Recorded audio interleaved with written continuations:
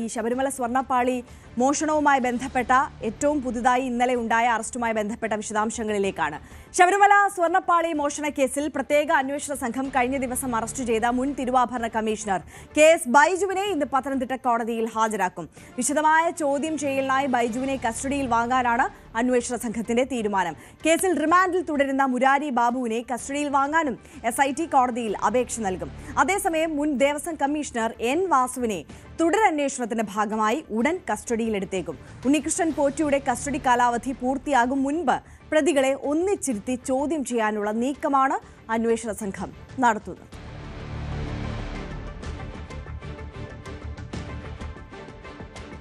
ശബരിമല സ്വർണ്ണക്കൊള്ള കേസിൽ ദേവസ്വം ബോർഡ് മുൻ പ്രസിഡന്റ് A പത്മകുമാറിനെ അന്വേഷണ സംഘം വൈകാതെ ചോദ്യം ചെയ്യും. സ്വർണ്ണപ്പാളികൾ ഉണ്ണികൃഷ്ണൻ പോറ്റിക്ക് കൊടുത്തുവിട്ടതിൽ ദേവസ്വം ബോർഡിന്റെ പങ്ക് പരിശോധിക്കുന്നതിനാണ് ചോദ്യം ചെയ്യൽ. ദേവസ്വം ബോർഡ് മുൻ അംഗം N വിജയകുമാറിനെ ചോദ്യം ചെയ്തിരുന്നു. ഉദ്യോഗസ്ഥരുടെ നിർദ്ദേശപ്രകാരം കാര്യങ്ങൾ ചെയ്യുകയായിരുന്നുവെന്നാണ് വിജയകുമാർ നൽകിയ മൊഴി. ദേവസ്വം ബോർഡ് മുൻ പ്രസിഡന്റ് N വാസുവിന്റെ മൊഴി അന്വേഷണ സംഘം വിശദമായി പരിശോധിക്കുകയാണ്.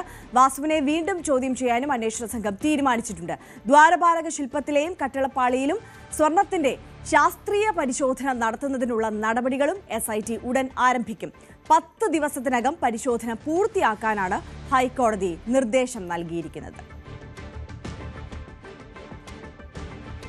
അന്വേഷണത്തിന്റെ വിശദാംശങ്ങളുമായി ഇപ്പോൾ ഡാൻ കുര്യൻ നമുക്കൊപ്പം ചേരുകയാണ്. Dan, good morning. ഇതിപ്പോൾ 2 വിഷയങ്ങളുണ്ട്. ആദ്യത്തെ വിഷയത്തിലേക്ക് വന്നാൽ ഇന്നലെ ഉണ്ടായിട്ടുള്ള അറസ്റ്റ്, അത് ഈ സ്വർണ്ണമോഷണവുമായി ബന്ധപ്പെട്ട് ഉദ്യോഗസ്ഥ തലത്തിലെ 3ാമത്തെ അറസ്റ്റാണ്. ഈ അറസ്റ്റുമായി ബന്ധപ്പെട്ട് തുടർ നീക്കങ്ങൾ എങ്ങനെയാണ്, മാത്രമല്ല ഈ മുൻ തിരുവാഭരണ കമ്മീഷണറുടെ റോള് ഈ സ്വർണ്ണമോഷണത്തിൽ അതെങ്ങനെയാണ് എന്നുള്ളതാണ് SITയുടെ ഒരു അനുമാനം. Good morning Arya. നേരത്തെ സൂചിപ്പിച്ച പോലെ ഈ കേസുമായി ബന്ധപ്പെട്ട് ദേവസ്വം ബോർഡിന്റെ ഭാഗമായിട്ടുള്ള 3ാമത്തെ ഉദ്യോഗസ്ഥനാണ് ഇപ്പോൾ അറസ്റ്റിലാകുന്നത്. മുൻ തിരുവാഭരണ കമ്മീഷണർ കൂടിയായ KS ബൈജുവിനെ ഇന്നലെയാണ് അറസ്റ്റ് രേഖപ്പെടുത്തിയ ശേഷം വൈദ്യ പരിശോധനയ്ക്കൊക്കെ വിധേയനാക്കി തിരികെ ഇന്ത്യക്കലെ ഓഫീസിൽ എത്തിച്ചിരിക്കുന്നത്. ഇവിടെ നിന്ന് ഇന്ന് പത്തനംതിട്ട കോടതിയിൽ ഹാജരാക്കാനുള്ള നീക്കമാണ് പ്രത്യേക അന്വേഷണ സംഘം നടത്തുന്നത്. അതിനുശേഷം KS ബൈജുവിനെയും അതോടൊപ്പം നേരത്തെ അറസ്റ്റിലായി പിന്നീട് റിമാൻഡ് ചെയ്ത കേസിലെ മറ്റൊരു പ്രതിയായ മുരാരി ബാബുവിനെയും കസ്റ്റഡിയിൽ വാങ്ങാനാകും അപേക്ഷ നൽകുക.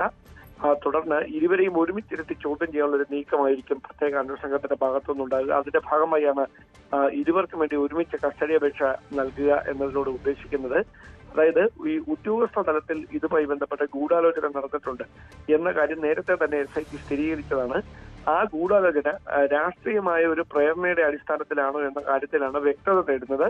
നമുക്കറിയാം, ഈ 2019 ദേവസ്വം കമ്മീഷണറായിരുന്ന N വാസു ദ്വാരപാലക ഈ വാതിൽപ്പാളിയിലെ സ്വർണം ഉരുക്കിയെടുക്കുന്നതുമായി ബന്ധപ്പെട്ട സംഭവങ്ങളിൽ നേരിട്ട് പങ്കാളിത്തം ഉണ്ട് എന്ന കണ്ടെത്തലിന്റെ അടിസ്ഥാനത്തിലാണ് N വാസുവിനെ 3ാം പ്രതിയാക്കിക്കൊണ്ട് ഇതുമായി ബന്ധപ്പെട്ട നടപടികളുമായി പ്രത്യേക അന്വേഷണ സംഘം മുമ്പോട്ട് പോകുന്നത്.